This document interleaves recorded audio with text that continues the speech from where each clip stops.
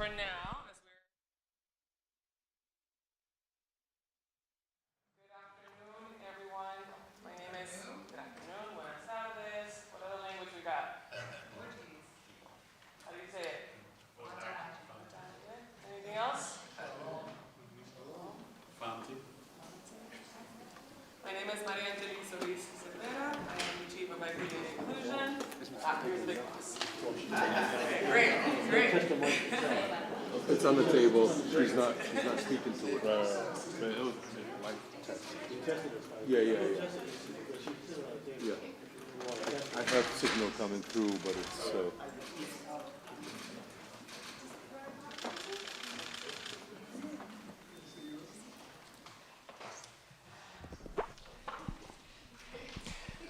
It's okay. I'll do. Am I good, Cameron? Okay.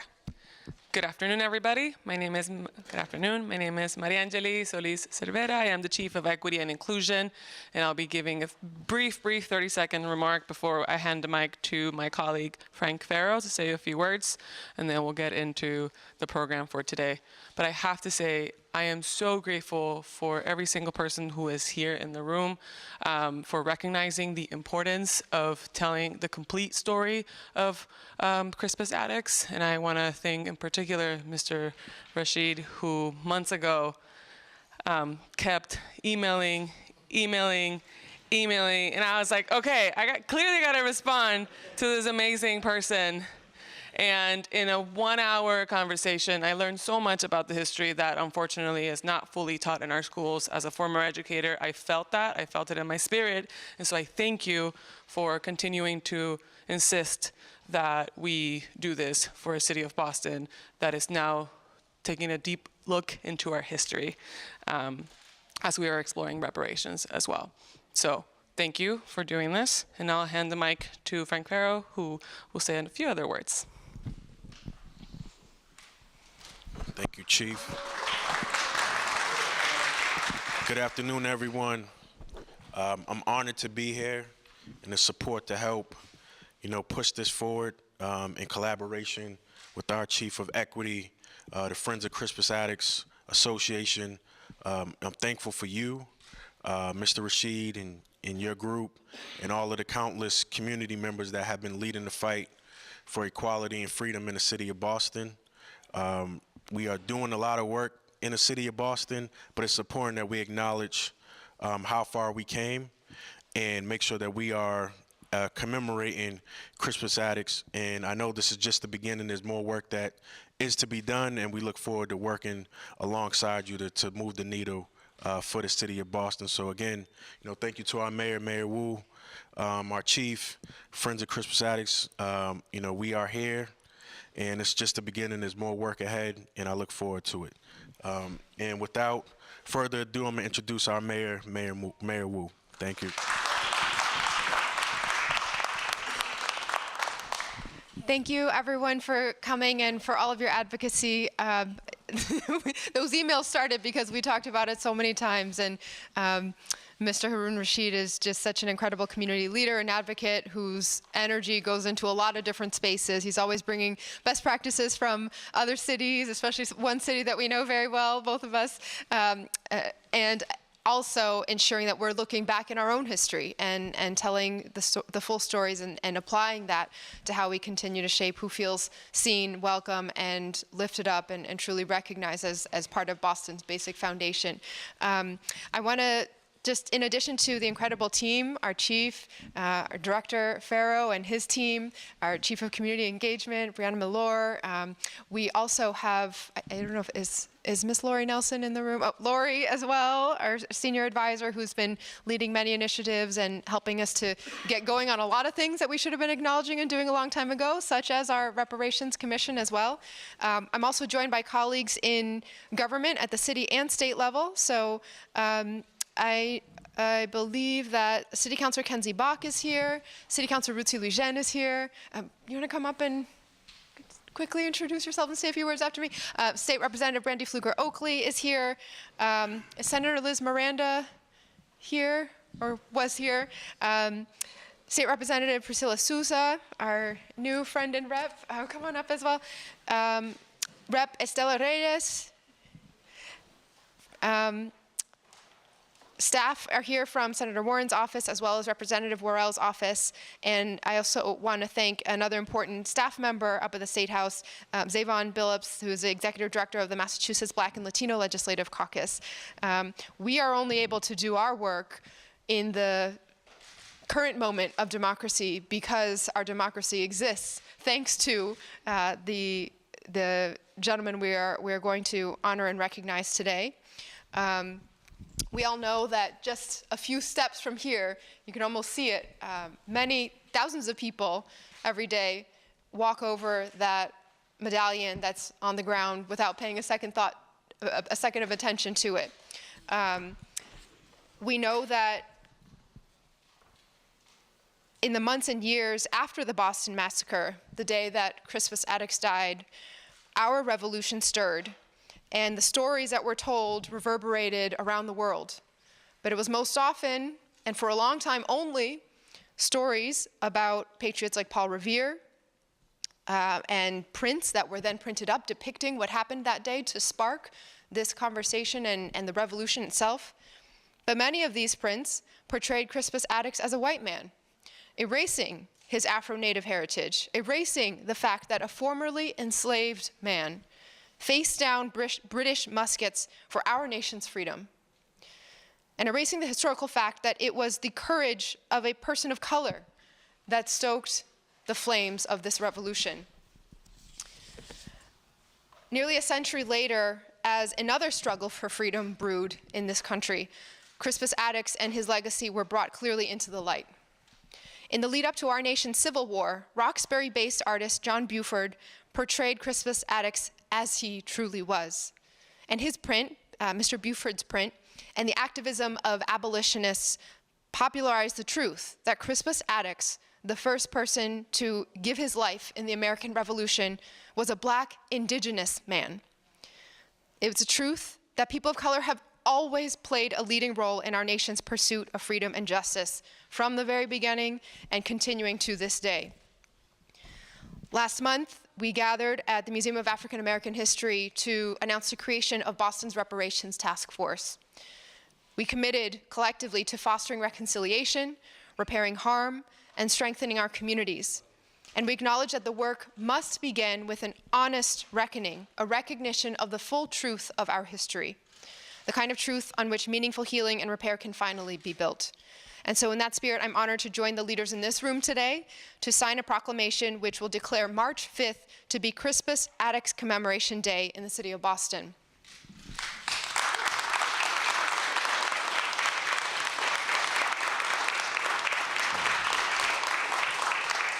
So I'm incredibly grateful again to the Friends of Crispus Attucks Association for ensuring that we not only preserve our history, but truly illuminate it.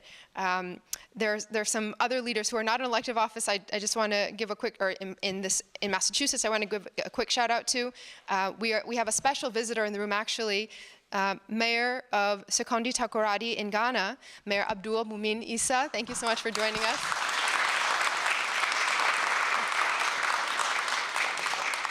Mr. Edmund Barry Gaither, who is Director and Curator of the Museum of National Center of Afro-American Artists. Thank you for your leadership. And for always opening the door when I go door knocking in the area. I've popped into his house.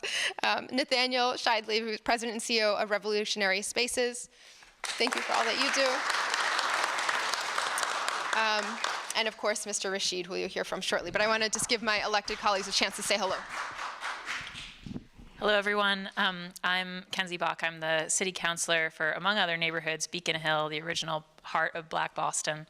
And actually, on my street is George Middleton's house, a Black Bostonian who became famous for his work for equal education in the city, starting in the 1700s, right? And then also actually was part of the Black efforts around the American Revolution. So I think it's just so important when we talk about Crispus Attucks.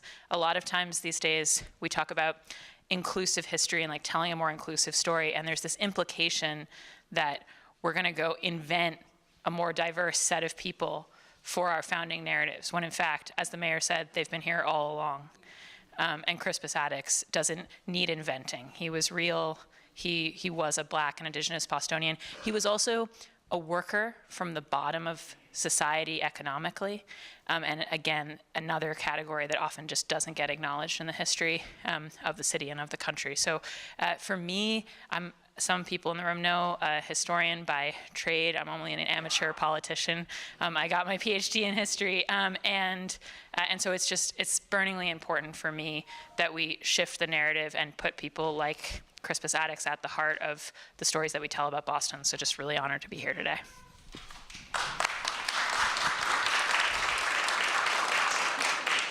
And I'll introduce my colleague, Councillor Ruthie Louis-Jen, at large. Thanks, Kenzie. Hi, everyone. I'm at-large City Councilor Ruthie Louis-Jen.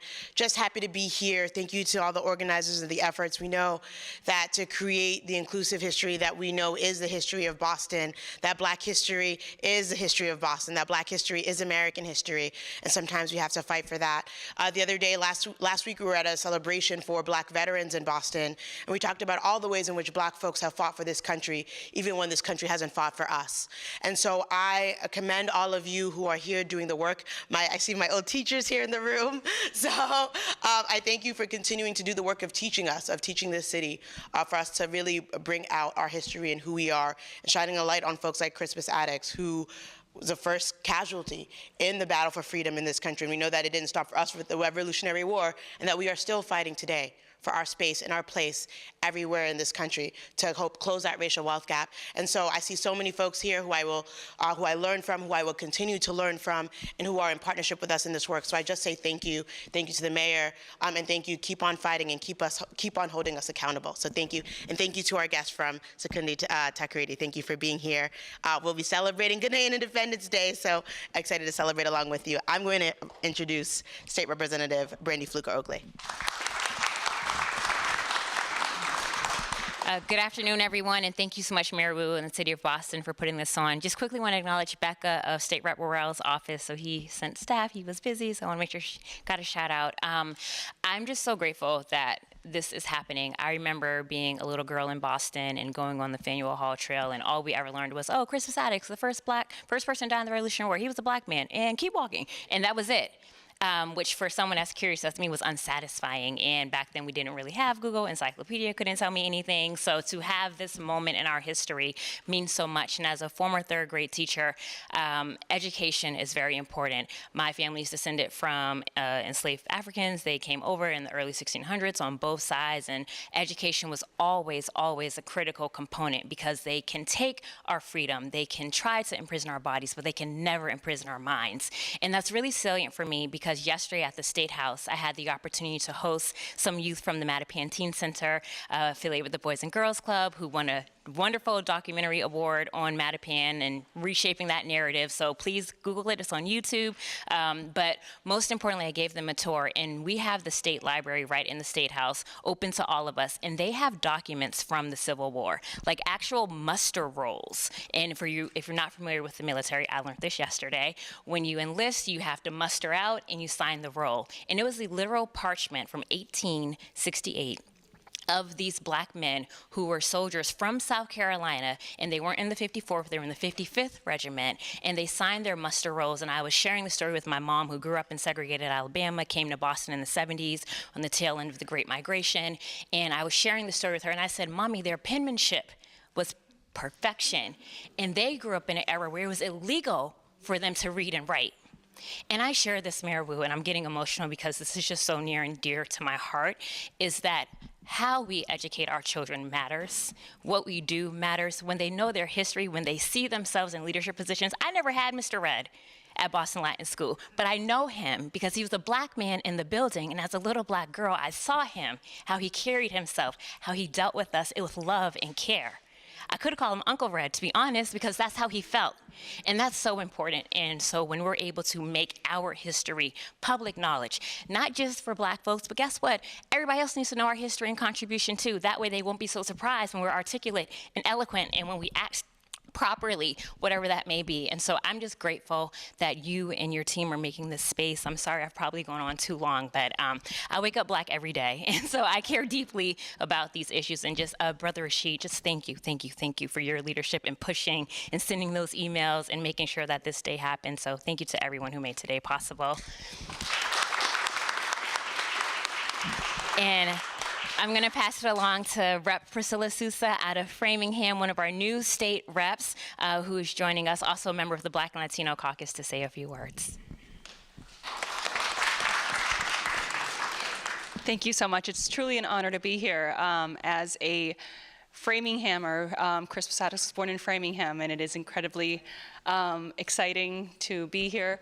We renamed one of our elementary schools during the height of the pandemic, which was a little controversial because of the pandemic, but you know, history needs to be bold, and we need to tell our story loud. And Crispus Attucks was actually like in the running to one of the finalists. Unfortunately, he did not get picked. However, we named our school Harmony Grove Elementary School, which was extending an invitation. Anybody wants to come to Framingham. It was an important place where Constitution was torn, and an important mark in history, a gathering place for abolition. And we are incredibly proud in Framingham to have that stake in history. We are incredibly proud to teach our babies about it and make sure that when we know better, we do better. So I appreciate the opportunity to be here, and thank you so much, Mayor Wu. And I will turn it over to my colleague, fellow freshman rep, Stella Reyes. Thank you. Good afternoon, everyone. It's a great honor for me to be here. Thank you, Mayor, for putting this together. This is really means a lot. You don't really have to be part of the community once you want to work. You only need to get a call and to be part of it. We in Lawrence, we are so proud of education that due to that, we are building 2 new schools for our kids. Education is never going to be negotiable. And it's like our colleague was saying, education is taking your free away. Thank you. It's a great honor to be here, and I hope that we can have more calls like this together. Thank you. And now I'd like to invite up the mind behind this event and the heart behind so many in our city, Mr. Harun Rashid.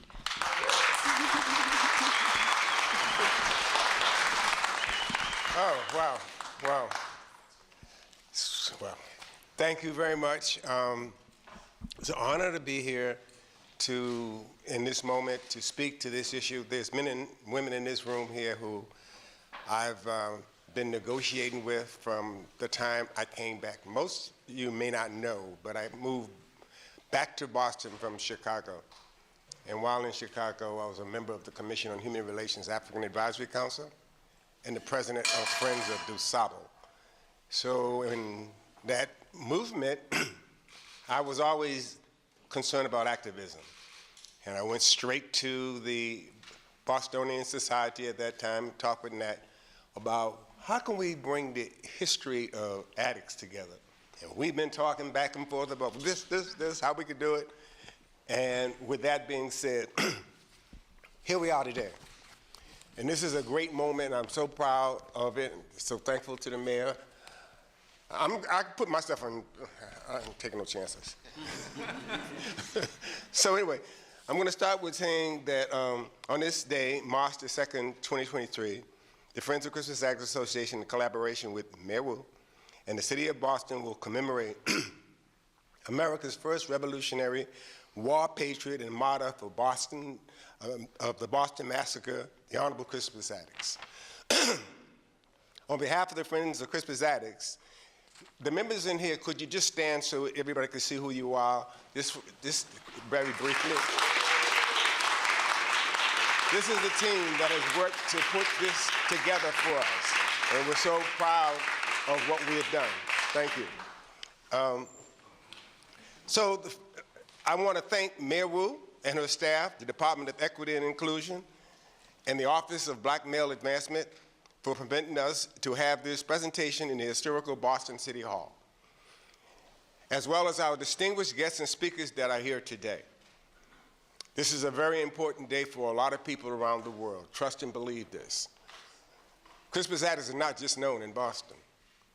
So you might ask, why did we choose today to have this public announcement? Well, it is because this year, March the 5th, is on a Sunday. And that being said, we wanted to give the public an official alert to prepare for this year and find ways to commemorate Crispus Attucks Day in advance of that official day. So we're encouraging citizens in the city of Boston, in your own way, commemorate, think about, reflect on, do some history searching Sunday on that official day. For the record, nationally as well as internationally, there have been many scholars and historians that will tell you what happened on that day of March the 5th in 1770 that made Attucks a martyr. However, in the 21st century, few political leaders have publicly stated the importance of knowing that a man of African and American indigenous descent became popularly known as the first to defy and the first to die for American independence. And his name was Crispus Attucks. And most importantly, to many of this is the question, why did he do that? Some of you might know he was a runaway slave, and I always go back to this here as a typical question, why would a runaway slave in the area that he was living in and refer to with a bounty put his head out there and make noise about anything advocating, knowing he might be brought back into slavery? Why? That question. That's something that we will go into later. For the record, the Friends of Crispus Attucks Association's mission in the city of Boston, in the Commonwealth of Massachusetts, is to advocate for a city and ultimately a federal Crispus Attucks Day holiday, to commemorate and promote the often marginalized historical information in the spirit of Attucks for equal human rights and his contribution to America, which is multicultural global diversity and inclusion. That's the ticket, that's the template of who Crispus Attucks really was, not one of five who was rowdy and got shot. It's bigger than that.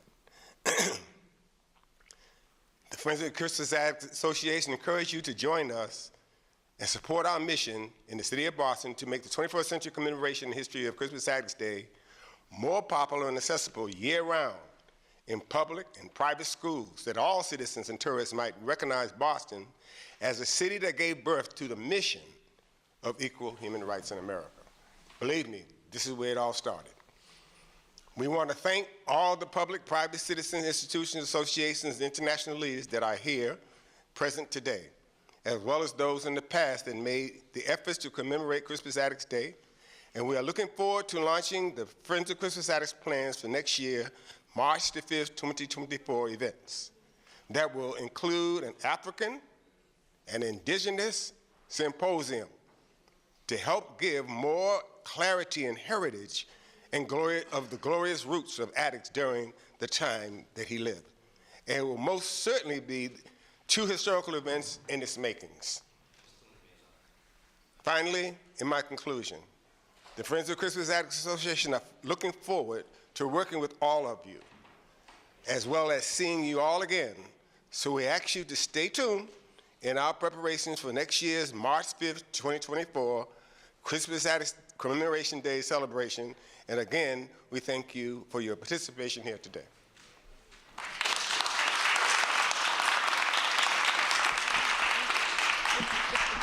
Okay, let me just check. Okay, next up, I'll bring up Nathaniel, whose organization maintains the old State House and the memorial to the Boston Massacre. Thank you, Mayor Wu.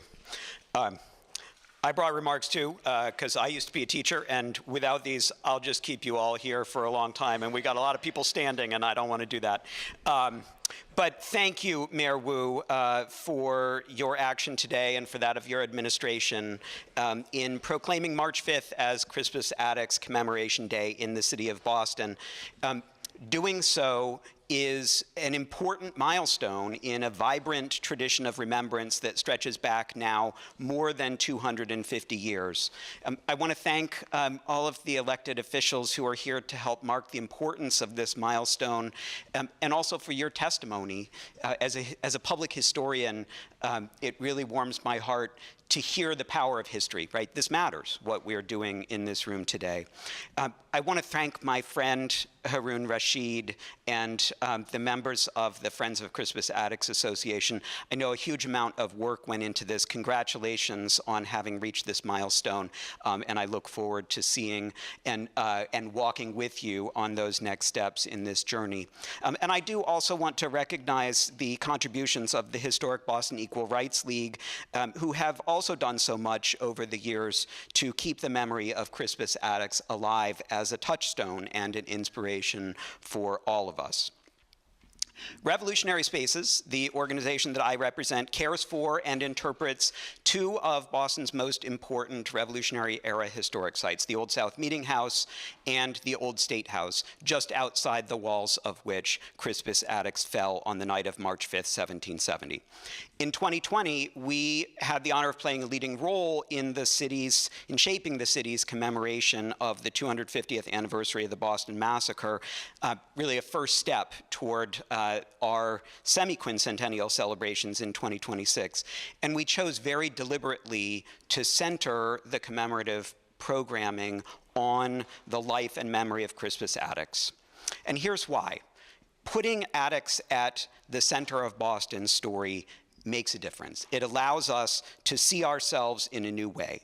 First, it helps us to understand the unfinished nature of our nation's founding, right? We don't know exactly what brought Attucks into what was then King Street on the night of March 5th, 1770. But through his actions, he did declare himself as a partisan in the struggle to defend the rights and liberties of Boston against the encroachments of the King and Parliament in London.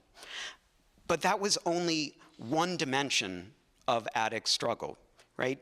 As we've heard, he was the son of an African father, and though he was enslaved at birth, he had declared his independence as a young man, many decades before that night in 1770, and he'd liberated himself by running to sea, where he had made a life for himself as a sailor, not at the margins, but at the center of maritime life in Boston in the 18th century. And he was also a part of the complex cultural fabric of native New England, the proud bearer of an indigenous name.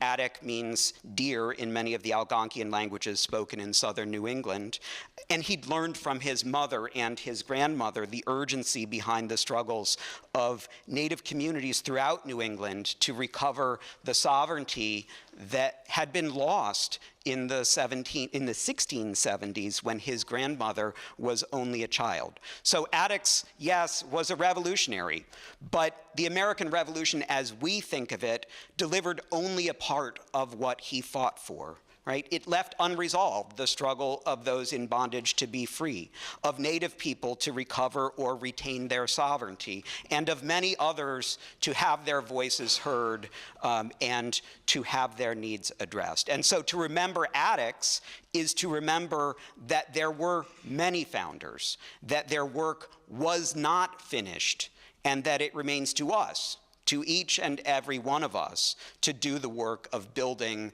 that more perfect union. So that's one reason to put Attucks at the center of our story. The other reason is that centering Boston's story on Crispus Attucks can help us to see more clearly the simple power of remembering. And there is huge power in that, right? Bostonians were deeply divided in 1770, in the year when the massacre took place. But in the years following the massacre, they came together each March 5th to fashion their loss into a powerful sense of shared purpose. The most moving memorial address was delivered by Joseph Warren in 1775, and speaking to a crowd that was so large that he could only get into the pulpit at Old South Meeting House by climbing through a window behind it, he invited his listeners to grieve and remember what he called the scene of horror, but he also challenged the audience to honor the dead by staying true to the cause of liberty. Our country is in danger, he said. On you depend the fortunes of America. Well, as we've heard from many already, those fortunes still hung in the balance 8 decades later when black abolitionists in Boston revived that very tradition of public remembering on the anniversary of the Boston Massacre. As our nation's crisis over slavery came to a head in the 1850s, they insisted on marking the anniversary of the massacre as Crispus Attucks Day, and they used the memory of Attucks' sacrifice as a way to mobilize support for the cause of anti-slavery.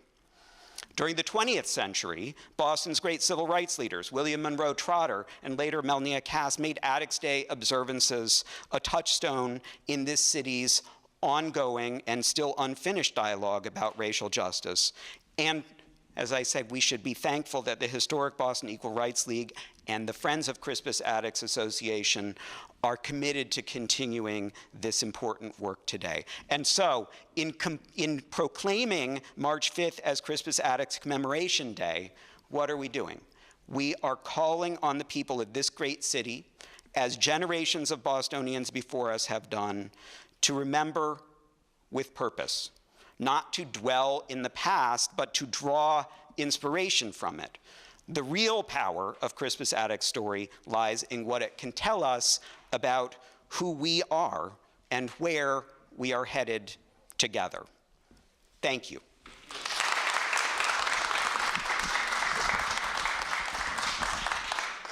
Beautiful. And our final speaker will be Mr. Gaither.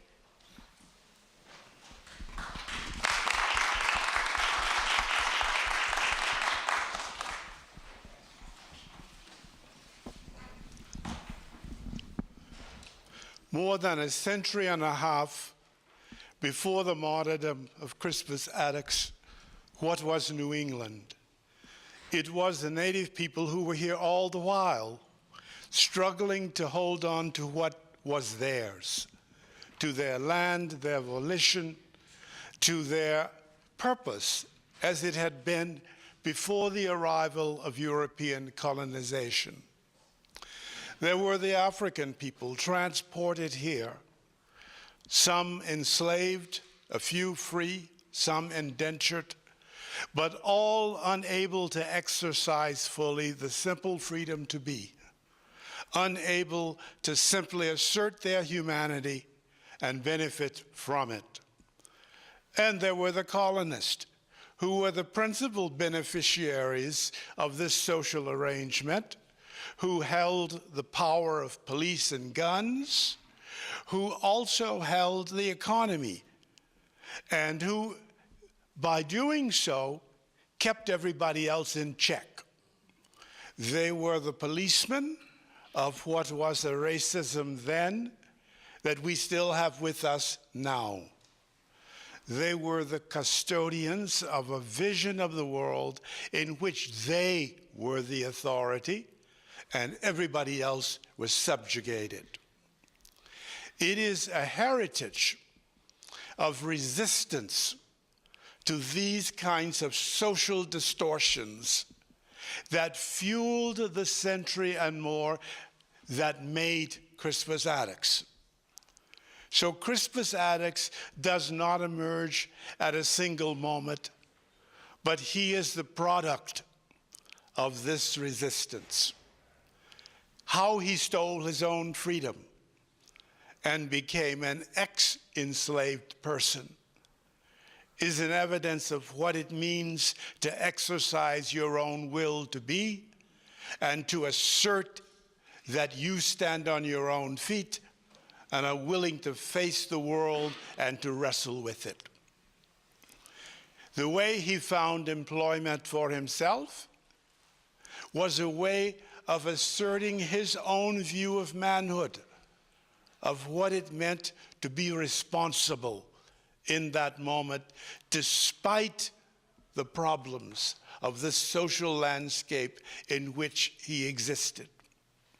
So when we come to that fatal morning, when he precipitates the episode that launches what will soon become known as the Boston Massacre, when we come to that moment, he is already primed with resistance. pregnant with the idea of what liberty could be and what freedom could be, and prepared by his example to demonstrate what was necessary to get to that next place.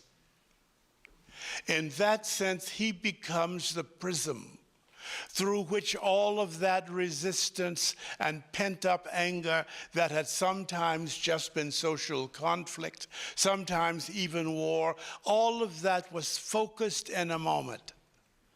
And in that moment, he led 5 others with himself to resist and begin change. By the demonstration of that resistance and the birth of that change, he also established clearly that Native peoples and Black people were prepared to die to be free, that they were prepared to express liberty in terms broad enough to include everybody, but never narrow enough to keep themselves out. With that in mind, we then enter a period post-revolutionary that is key to the making of the nation of which we are now heir. And when we enter that moment, Black people especially still have the task of continuing to prove their worthiness to belong to a nation whose foundation they had built. So that in every war this nation has ever fought, Black people have died willingly, believing in something, struggling to achieve a security and a wealth for a nation which gave none of it back to them. Struggling to demonstrate that liberty matters when in their own experience it was curtailed and distorted. In World War I, we even have Black Americans fighting under the French flag. In the nation that at its own launching, their son had paid a price. So we now find ourselves obligated to wrestle with this history and to reckon with how to correct it, because we keep saying enough. As he said enough on that morning coming up to March 5th. We have to not just say enough, we have to make a change. We have to broaden our teaching. We have to convert the lesson to action, and we have to remember what it was to dare to be free and claim your human dignity and demand the respect due to you. That's the obligation that passes to us from the memory of the example of the first martyr to die in the American Revolution. Thank you.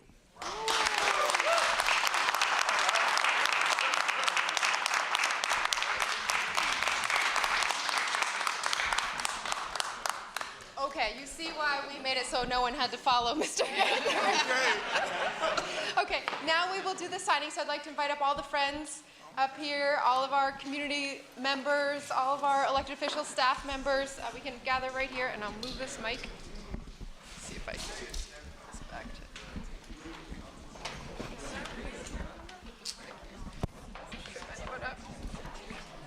I'll take it.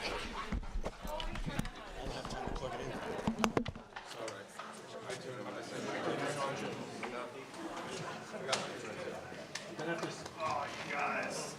Step to the side.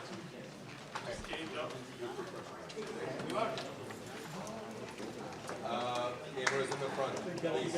Can't be there. Can't be there. Can't be there. You just can't be there. You can't see your man.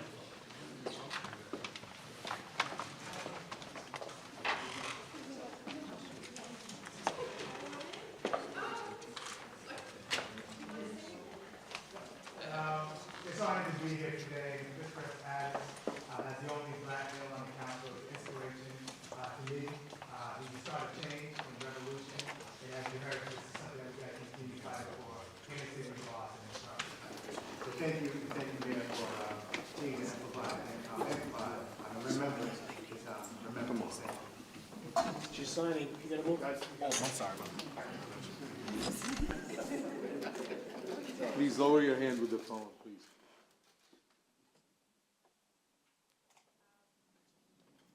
So I won't read all of it, but it goes into Crispus Attucks' background, a bit of his history. And whereas on March 5th, 1770, Crispus Attucks was the first person killed in the Boston Massacre, an event that catalyzed the American Revolution, the history and legacy of Crispus Attucks is the history of Boston. Now, therefore, I, Michelle Wu, Mayor of the City of Boston, do hereby proclaim March 5th, 2023 to be Crispus Attucks Commemoration Day in the City of Boston.